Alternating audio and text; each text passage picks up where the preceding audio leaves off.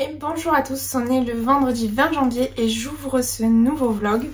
Alors aujourd'hui je vais avoir plusieurs choses à vous dire. La première, j'avais un petit colis dans la boîte aux lettres, j'avais envie de l'ouvrir avec vous. Je sais ce que c'est, hein. Je sais de qui il me vient, donc il me vient des éditions du Caïman, avec qui j'ai donc eu contact avec l'éditeur de la maison d'édition qui m'a proposé de m'envoyer la parution de janvier.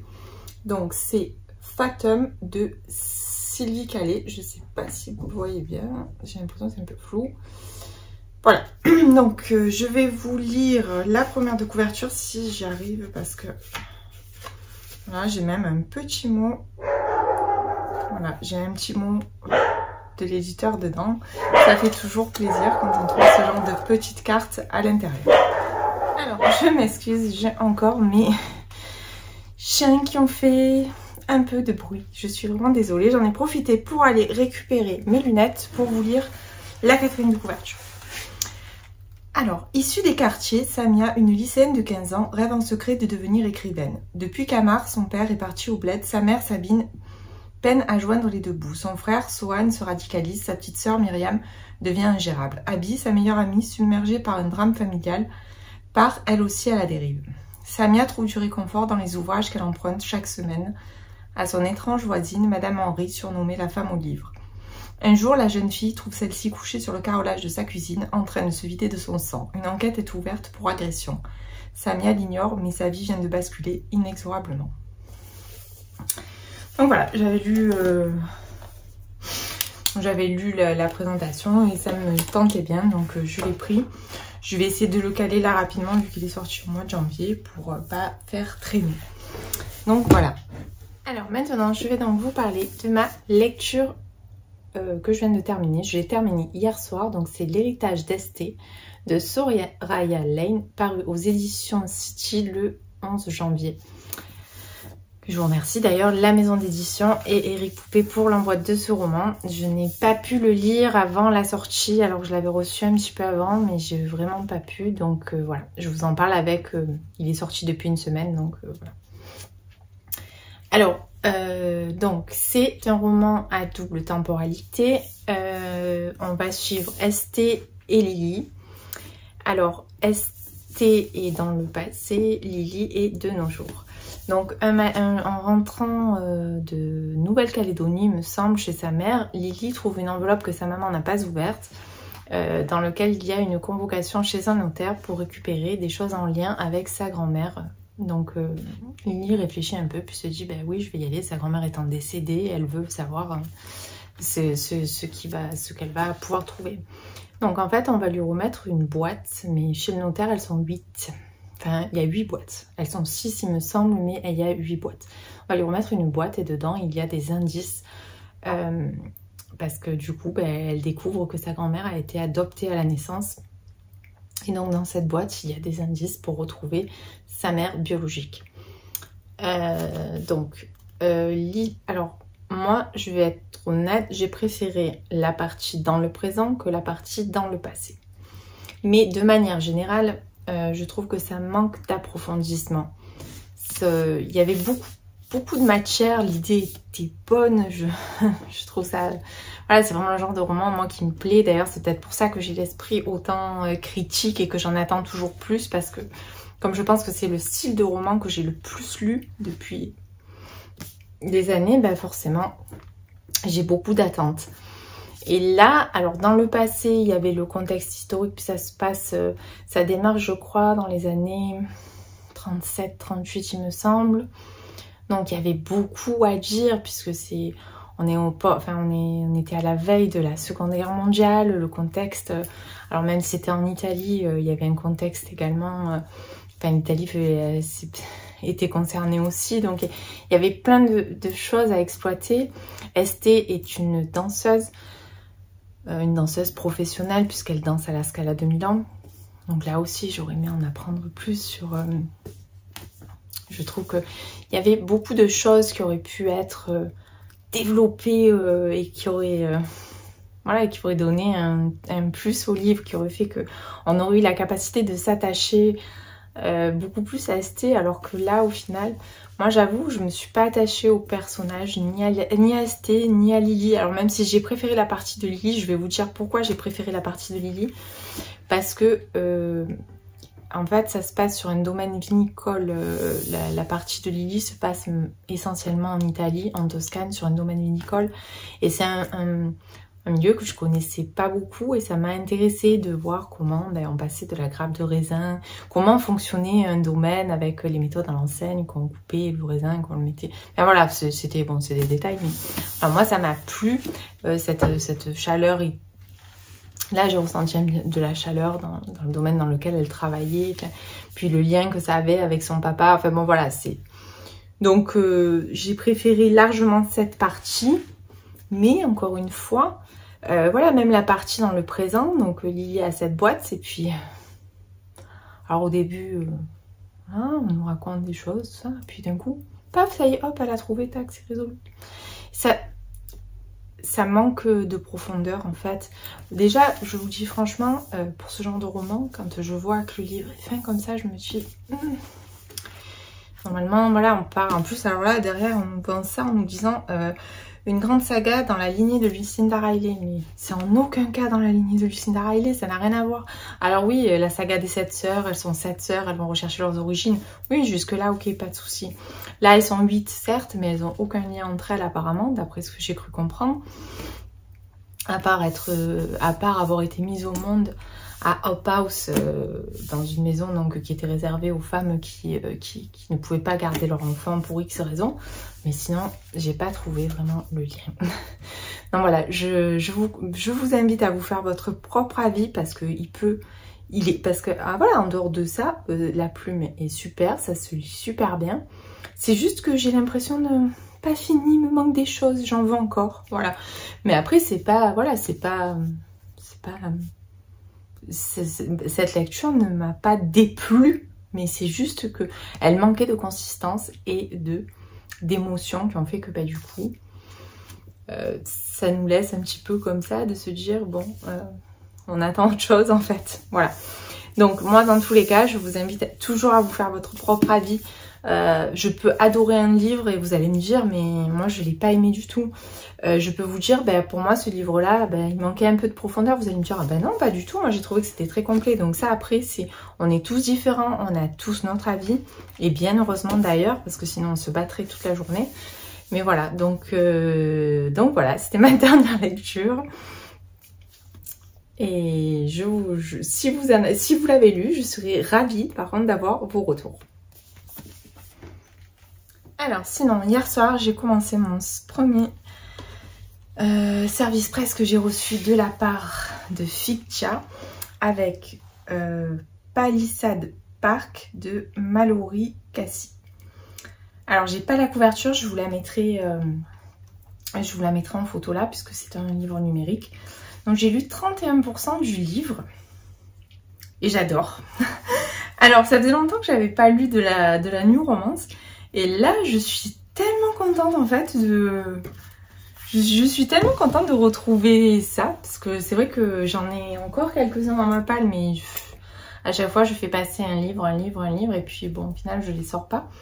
Mais là, du coup, ça m'a obligée quelque part. Puisque c'est un service presse, donc il fallait que je lise. Et puis quel plaisir.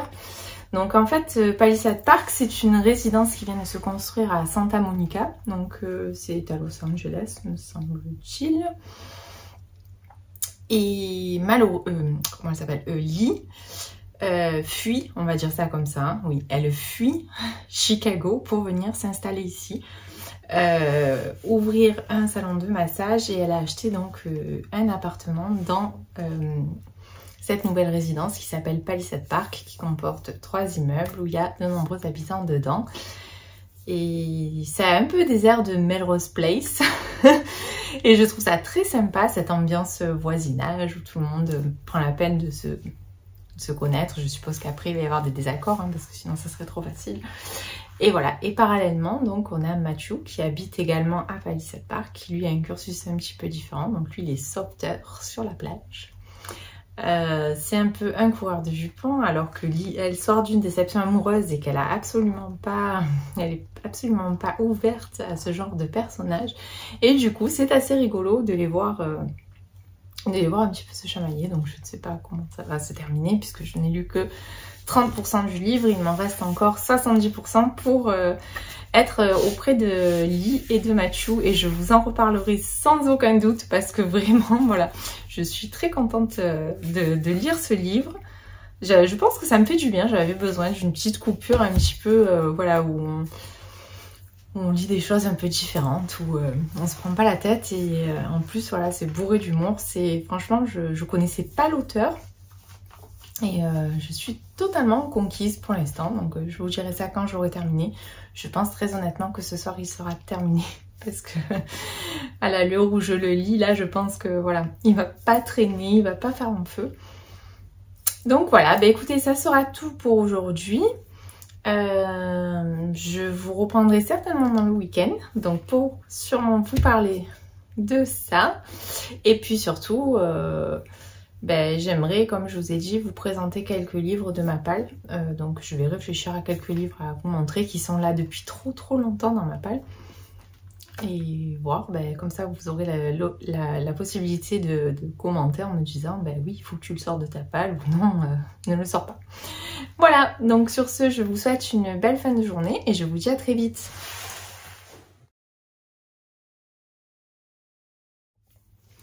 Et bonjour à tous, on est le dimanche 22 janvier, j'espère que vous allez bien. Je vous reprends aujourd'hui.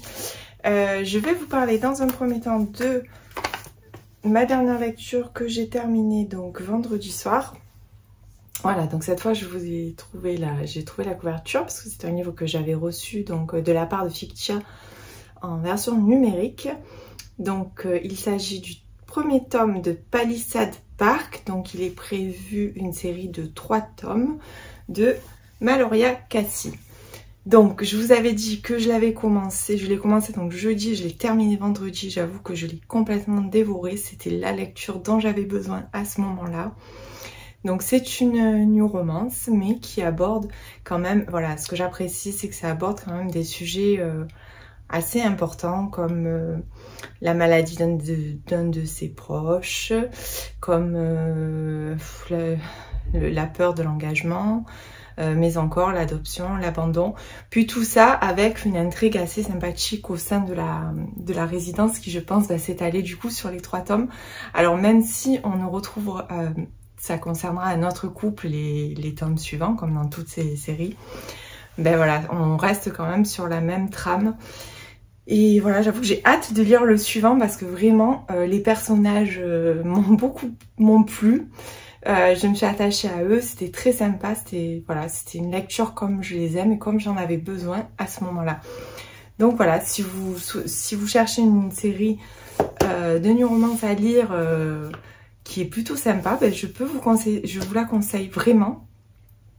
Parce que voilà, j'ai passé un très bon moment.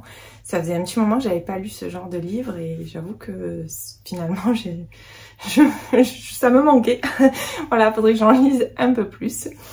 Donc voilà, donc ça sera tout donc pour cette lecture là. Maintenant je vais vous parler donc du livre que j'ai commencé hier. Donc il s'agit de La passeuse de secrets de Muriel Meunier aux éditions Favre. Donc c'est un livre que j'ai reçu en service presse. Je remercie la maison d'édition pour ça. Donc c'est un livre c'est un récit historique qui parle de la petite chouannerie donc en Bretagne en 1815. Donc ici, notre héroïne, c'est Gabrielle. Alors, Gabrielle, elle a un don. Elle a un don qui lui a été transmis par son grand-père. Elle est guérisseuse ou rebouteuse, comme vous préférez. Et c'est pas très bien vu, en fait. Donc, voilà. Gabrielle, son rêve, c'est de faire de la médecine, mais c'est une femme. Et elle peut pas. Parce qu'à l'époque, on estimait qu'une femme devait rester à la maison, élever ses enfants, faire le ménage et la popote. Donc j'avoue que ça me révolte toujours autant quand je lis des livres sur cette période-là. parce que vraiment c'est un truc qui me dépasse, enfin, et pourtant c'était le cas, et c'est pas si vieux que ça quand on réfléchit. Donc voilà, donc on suit Gabriel. Alors il y a une intrigue aussi, enfin, donc c'est un roman d'action, hein, parce que c'est un roman d'action et qui est très immersif. J'ai lu 140 pages sur, je crois, 220 pages, ouais c'est ça. J'ai lu 140 sur 220 pages, donc j'ai lu à peu près deux tiers du roman. Donc je pense le terminer aujourd'hui et je vous en reparlerai mieux quand je l'aurai terminé. Pour l'instant, tout ce que je peux vous dire, donc c'est que c'est très très bien documenté. L'auteur a fait un travail énorme sur la période. D'ailleurs, c'est même accompagné à la fin, il y a un petit livret avec, je vous montre, donc avec des photos donc de la période. Je vous avoue que c'est une époque où j'ai beaucoup de lacunes, donc voilà, il me faut un peu de temps pour me mettre dedans. Il m'a fallu un petit peu de temps quand même pour me mettre dedans, et puis pour comment dire, essayer de bien tout comprendre, voilà, parce que quand je lis un livre historique comme ça, j'aime bien tout comprendre. Mais voilà, c'est assez sympa comme lecture. Je vous en reparle quand j'aurai terminé, parce que pour l'instant, il me reste encore, comme je vous dis, un tiers du livre à lire, donc je préfère attendre un petit peu. Je pense que je vous en reparlerai demain.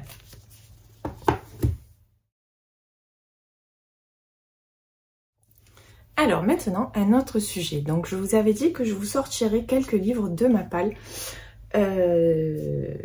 qui sont là depuis trop longtemps. Je vais vous montrer. Alors c'est des livres que j'ai achetés. Je n'ai sorti que des livres que j'ai achetés en brochet. Et pour certains, ils sont donc déjà sortis en poche. Donc ça me gêne en fait de les avoir gardés aussi longtemps. Donc je vais vous montrer ces livres. Et voilà, je vous invite en commentaire justement à me dire, ben oui, celui-là, voilà, tu peux le sortir, ben celui-là, non, c'est pas la peine. Voilà, donc moi, c'est des livres que j'avais achetés. Alors, il y en a qui sont plus ou moins récents. Alors, on va commencer par Une soif de livres et de liberté de Janet Skellian-Charles. Donc, ce livre est paru aux éditions J.C. Lattès. Il est depuis plus de 2 ans dans ma palle, il me semble, puisque je crois qu'il est sorti. Il est depuis plus de 2 ans dans ma palle. Alors je sais pas si je l'avais acheté au moment de la sortie ou un poil plus tard. Mais alors là, attendez, la date, voilà, 2020. Donc c'est ça, hein. Il est sorti fin 2020, je crois. Donc moi je vais enlever ça parce que ça me fatigue. Voilà. Donc ce livre est dans ma palle. Il est maintenant d'ailleurs sorti en version poche. Et je trouve ça un peu dommage. Donc voilà, si vous l'avez lu, ben dites-moi si ça vaut le coup que je le sorte. Moi, dans tous les cas, je vais le mettre de côté parce que j'ai libéré une étagère pour justement mettre tous ces livres qui sont dans ma palle depuis trop longtemps et que je dois sortir. Alors celui-ci n'est pas dans ma palle depuis très longtemps puisque je crois que je l'ai acheté en octobre. Donc c'est Le Cœur singulier de Miley Davis de S.A. Yarmon aux éditions Hurlevent.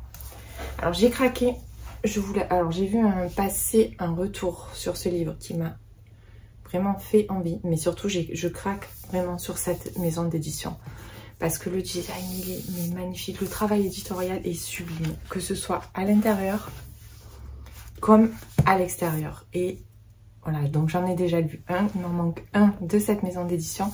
Mais celui-là, j'ai bien l'intention de le sortir de ma palle parce que je ne vois que des bons retours et je ne vais pas attendre. Donc j'aimerais le lire avant de commander celui qui me manque. Parce qu'ils ont sorti 3 livres depuis que la maison d'édition a été créée en 2022.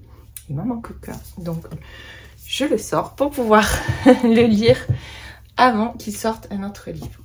Alors ensuite, j'ai toujours la suite. Donc j'avais lu le tome, donc ça c'est la saga ACOTAR, donc c'est un autre registre, hein. C'est plus de la littérature blanche, là on passe en fantasy. Donc j'ai lu le tome 1 et le tome 2, donc, et il me reste les autres tomes qui sont tous dans ma palle. J'ai lu les premiers tomes il y a 2 ans et depuis à l'arrêt. Je n'ai pas continué, alors pas parce que ça me plaît pas, hein, mais c'est parce que c'est vrai que pour moi c'est quand même, voilà, c'est quand même des beaux pavés. Et du coup, bah, à chaque fois je repousse. Et cette année, vraiment, il faut que je finisse cette saga. Donc il me reste 3 tomes à lire dans ma palle, il faut vraiment que je les sorte. Donc déjà, j'ai sorti celui-là et on verra bien. Il me semble, si je me suis pas trompée, que c'est le tome 4, celui-là. il me semble. Je crois. Alors peut-être je me suis trompée d'ailleurs parce que je sais pas du tout. Faut que je vérifie. Je dis peut-être des conneries. Ça se trouve c'est le dernier celui-là. Alors attendez, je regarde. Un palais de flammes et d'argent. Ouais, je crois que c'est le dernier celui-là en fait. Hein. Mais bon, je sais pas. Dans tous les cas, je les remettrai dans l'ordre. Et voilà, il faut que je les sorte cette année. Donc je le laisse ici. Ensuite, j'ai aussi cette saga. Donc c'est Le Prince Cruel, donc c'est aux éditions Rajo de Holly Black. Alors cette saga, elle a fait un peu quand même le hype sur Insta. Moi, je l'ai acheté il y a maintenant 1 an et demi, je crois. Ça dort dans ma palle. Tout le monde me dit, il faut que tu lises, il faut que tu lises. Mais j'avoue, après, voilà, je vais être honnête, en ce moment, j'ai pas envie de fantasy. Mais peut-être dans l'année, je vais en avoir envie. Donc, je sais pas, pour ceux qui ont lu cette saga, voilà, je suis ouverte à vos avis. Alors ensuite, dans un autre registre, j'ai Retour à Whistle Shop de Fanny Flagg qui a été édité chez Cherche Midi.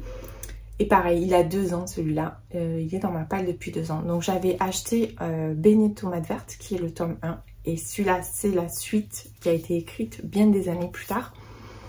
Alors j'avais adoré Beignets de tomates vertes, vraiment c'était un coup de cœur pour moi.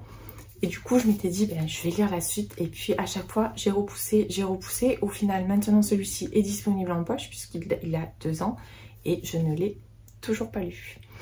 Donc voilà, ceux qui l'ont lu ou ceux qui ont lu Beignets de tomates vertes. Alors vraiment, Beignets de tomates vertes, je vous le conseille. Je ne sais pas si je l'ai là à portée de main. Oui, je l'ai là à portée de main. Ce livre, vraiment, il est génial. Alors, c'est plein de petits morceaux d'histoire. C'est...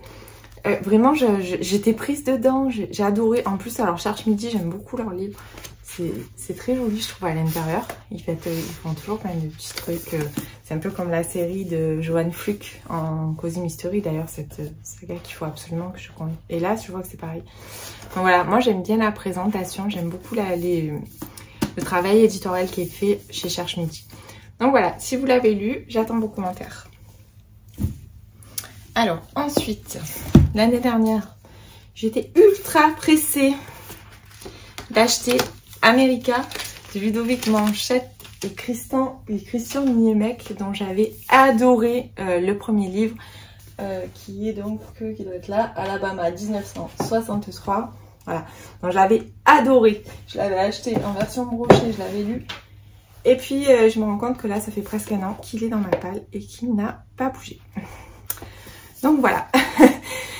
Pourquoi? Je sais pas. Alors c'est pas parce que j'ai pas envie de le lire, mais c'est parce que à chaque fois je fais passer autre chose devant, puis autre chose, et puis voilà. Donc ceux qui l'ont lu, j'attends vos commentaires. Pareil. Alors ensuite là, ça fait 2 ans que Pachinko de Min Jianli, édité aux éditions Charleston, est dans ma palle. Il est sorti en poche l'année dernière, si je ne me trompe pas, aux éditions 10-18. Alors là, je vous le dis clairement, c'est le gros pavé qui m'a un peu freinée. Alors pas que j'en lise pas, parce que j'en lis beaucoup de pavés comme ça. Mais là, je ne sais pas, à un moment donné, il me faisait très envie. J'ai vu passer de bons retours. J'ai vu passer des retours un petit peu plus mitigés. Mais je ne l'ai toujours pas sorti de ma palle en 2023. Il faut vraiment que je le sorte. Alors ensuite, alors là j'ai honte. Hein. J'ai vraiment honte. Il y a toujours le plastique autour. Donc Betty, pareil, que j'ai acheté quand il est sorti. Donc Betty de Tiffany McDaniels, qui est paru aux éditions Galminster il y a 2 ans au moins. Peut-être même un peu plus. Non, 2 ans je crois. Il est sorti, il me semble, fin 2022, début 2023. Fin 2000. Je dis des bêtises. Fin 2020 ou début 2021. Donc voilà, pareil. J'ai vu passer des super retours. Il me faisait envie, le résumé. Et puis je l'ai mis dans ma palle. Je l'ai acheté. J'ai même pas enlevé le plastique. Parce que bon, ça c'est plus parce que je suis maniaque aussi. Hein, donc voilà. Donc quand ils sont plastifiés, ben, tant que je les lis pas, je les laisse comme ça. Et puis j'ai laissé et il a toujours pas bougé. Alors si quelqu'un l'a lu et qu'il faut que je sorte de toute urgence de ma palle, n'hésitez pas. Dites-le moi. Moi j'ai fait ma pile hein, et je vais piocher, je pense, dans l'année. Dans toute l'année, là, je vais piocher dans ces livres qui doivent absolument sortir de ma palle. J'ai également acheté Une enquête des sœurs Brontë, La mariée disparue, qui est le premier tome de Bella Ellis, paru aux éditions Hauteville. Alors là, j'ai craqué déjà pour la couverture parce qu'elle est absolument, je regardais, elle est toute en reflet, elle est toute en petit relief là quand on touche et tout, enfin, j'adore. Et voilà, et bon, j'ai vu passer de super retours, je me suis dit bon, Bon, encore heureusement, j'en ai acheté qu'un. J'ai pas acheté toute la série et ça fait, ça doit faire à peu près 6 mois qu'il est dans ma palle. Pas loin de 6 mois qu'il est dans ma palle, peut-être un peu moins. Donc voilà, je pense que, je sais pas si vous connaissez cette... Oui, Polly. Voilà, j'ai de la visite. J'ai de la visite, voilà. J'ai mon chien qui a ouvert la porte toute seule. Elle est... Voilà, pour s'incruster. Donc voilà, je ne sais pas si vous l'avez lu, mais voilà, j'attends vos retours, pareil, de la même façon. Donc voilà, bah écoutez, ça sera tout. J'essaierai de vous faire la même chose la semaine prochaine, mais en poche, parce que là aussi, il y a de quoi faire. Voilà, ça fait une petite interaction. Et n'hésitez pas, j'attends vos commentaires. Sur ce, je vous souhaite un bon dimanche et je vous dis à plus tard. Bonjour à tous, on est le lundi 23 janvier, je vous reprends aujourd'hui car comme prévu, j'ai réussi à terminer hier La penseuse de secret de Muriel Meunier à paraître le 26 janvier aux éditions Fabre. Donc comme je vous l'ai dit dans ma vidéo d'hier, c'est un roman historique avec une héroïne forte donc on est en 1815 en Bretagne pendant la petite chouannerie.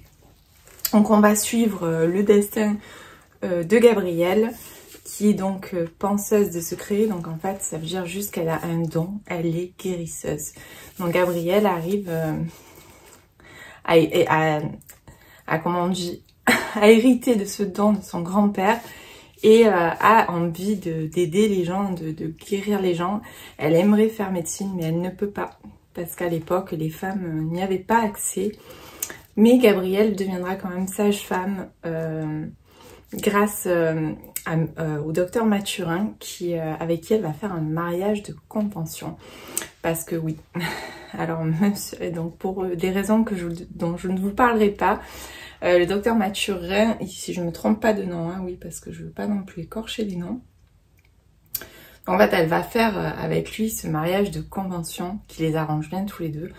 Donc lui, ça lui sert et elle, ça lui sert aussi. Mais il n'y a pas de relation charnelle entre eux. Ils vont juste cohabiter et puis surtout, il va beaucoup aider Gabrielle. Donc pour qu'elle puisse accéder du mieux qu'elle peut à ce qu'elle a envie d'accéder. Donc voilà, c'est un petit peu l'intrigue parce que Gabrielle a perdu son fiancé est disparu pendant une des batailles et en fait elle sait pas, on lui dit qu'il est mort mais elle y croit pas, donc elle poursuit quand même ses recherches. Donc un peu voilà, c'est pour un petit peu vous mettre dans l'ambiance, dans l'intrigue du roman, et je ne vous en dirai pas plus parce que sinon ça serait vous spoiler la totalité du roman et ça c'est hors de question. Donc voilà, ce que je peux vous dire c'est que la plume est un petit peu lourde au début, c'est un petit peu compliqué, mais je pense que c'est plus parce que le contexte historique ne me correspondait pas, que je ne le connaissais pas, donc je ne savais pas vraiment où j'allais. Et puis après au final, voilà, moi j'ai trouvé que c'était très immersif, c'est très bien détaillé, c'est très bien documenté. Et comme je vous le disais, le travail éditorial est absolument sublime, cette couverture est juste magnifique. À l'intérieur c'est pareil, moi je trouve que c'est très beau, donc ils ont fait des jolis deuxièmes de couverture. Il y a un petit carnet comme je vous ai montré hier avec des photos de l'époque et ça je trouvais ça magnifique. Enfin voilà, c'est vraiment le travail éditorial sur ce livre m'a beaucoup plu. Donc voilà, il sort bientôt, oui. D'ailleurs il sera sorti je pense quand vous verrez cette vidéo. Donc voilà, foncez si vous aimez les romans historiques et que vous avez envie de découvrir cette période, je ne peux que vous le conseiller. Alors sinon hier j'ai aussi eu le temps de commencer, alors je vais vous montrer ça, de commencer Les Refuges de Jérôme Loubry. Alors, je l'ai commencé sur ma liseuse. Alors vous savez quoi, je vais en profiter pour vous dire, cette liseuse je ne la voulais pas, j'étais anti-numérique, je ne voulais absolument pas. Et puis finalement, je trouve que je m'habitue plutôt bien à elle, elle et moi on devient vraiment copines, et que ben voilà, là ça m'a, donc en fait j'avais envie de le lire. J'ai envie, comme je vous l'ai dit, j'avais envie de découvrir La Plume de Jérôme Loubry. Et celui-là, la dernière fois que je suis allée en librairie, je ne l'ai pas trouvé. J'ai pas pensé à le commander. Il était disponible en numérique. Donc je dis c'est l'occasion ou jamais. Alors ça m'embête un peu. Ce qui m'embête un peu, c'est que j'adore lire sur la liseuse. Je trouve que le confort de lecture est absolument parfait. Mais par contre, j'aime bien quand un livre me plaît. comme c'est le cas avec les refuges. J'aime bien l'avoir dans ma bibliothèque. Bon, alors on verra, peut-être je le prendrai ou peut-être j'aurai l'occasion de rencontrer Jérôme Loubry sur un salon et de l'acheter dédicacé. Donc les refuges, j'en ai lu 50%. Hier soir, je n'arrivais plus à lâcher cette lecture. C'est totalement addictif. Il nous retourne le cerveau littéralement. Là, je peux vous dire que j'ai qu'une hâte, c'est rentrer ce soir après le travail et me plonger dedans. Alors, je sais que j'arrive un peu avec un train de retard parce que beaucoup d'entre vous vont me dire « Mais tu le lis à peine maintenant ?» Nous, on l'a découvert depuis longtemps, donc j'en doute pas. Donc en fait, dans les refuges, alors déjà ce que j'ai beaucoup aimé, donc on suit Sandrine, donc Sandrine est journaliste dans une petite ville, je sais plus exactement le nom de la ville, enfin, il faudra que je retrouve. Donc voilà, elle est journaliste et puis elle reçoit le courrier d'un notaire qui lui indique qu'il faut qu'elle aille récupérer les affaires de sa grand-mère sur une petite île. Une grand-mère qu'elle ne connaît pas, une grand-mère qu'elle n'a jamais vue. Et bon, sur le coup, elle refuse un petit peu et puis son patron lui dit non, tu dois y aller, c'est comme ça, donc tu prends une semaine et tu vas retrouver les affaires de ta grand-mère.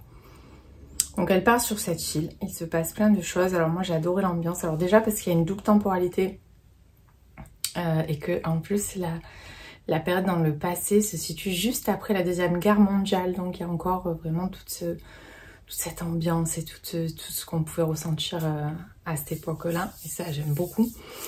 Et Sandrine, c'est dans les années 80. Donc il se passe plein de choses. Voilà, je vous en dirai pas plus en fait. Je vous donnerai juste mon ressenti à la fin du livre. Tout ce que je peux vous dire, c'est que c'était ultra addictif. C'est-à-dire que hier soir, j'étais sur mon livre et je n'arrivais pas à le lâcher vraiment. Je me suis embarquée dès les premières pages. J'étais embarquée dans l'intrigue par la plume. Enfin voilà, c'est une totale réussite. Donc je pense que Jérôme Loubry va monter tout en haut de ma pile à lire. J'ai dans ma palle Les Sœurs de mon mort et je pense que ça sera ma prochaine lecture et je pense vraiment que je vais me procurer d'autres livres de l'auteur parce que là ça s'annonce être, je pense qu'on est parti pour un coup de cœur. Je veux pas trop m'avancer parce qu'il me reste encore 50% du livre, mais là le virage qu'a pris la lecture au moment où je me suis arrêtée, je peux vous dire que je suis totalement embarquée, donc vivement ce soir que je termine ma journée, que je puisse m'y replonger. Voilà, donc bah écoutez, ça sera tout pour aujourd'hui. Je vous souhaite une belle après-midi et je vous dis à très vite. Et bonjour à tous, je vous reprends, on est le mardi 24 janvier. Donc hier soir, j'ai terminé Les Refuges de Jérôme Loubry. Et c'est bien ce que je vous avais annoncé, donc on part vraiment sur un énorme coup de cœur. Ce livre est absolument hallucinant, je dirais. L'intrigue est folle, dingue. Bon, on n'est pas épargné hein, quand même tout au long de cette lecture parce qu'il y a quand même des passages un petit peu difficiles. Mais c'est vraiment, c'est addictif, c'est tout ce que je recherche dans un thriller psychologique. Pour moi, c'est vraiment un page turner. Voilà, c'est ça un page turner pour moi. Et c'est absolument ce que je recherche quand je lis ce style de livre. Donc je vous en dévoilerai pas plus sur l'intrigue parce que ben, je pense que voilà, ce livre il faut le lire, il faut le vivre, il faut vraiment rentrer dedans, s'imprégner de l'atmosphère, s'imprégner des personnages, s'imprégner de l'histoire. On peut pas en parler en fait parce que ben, si on en parle on va forcément dévoiler des choses et ça serait vraiment dommage pour la lecture parce que ça vous gâcherait complètement la lecture.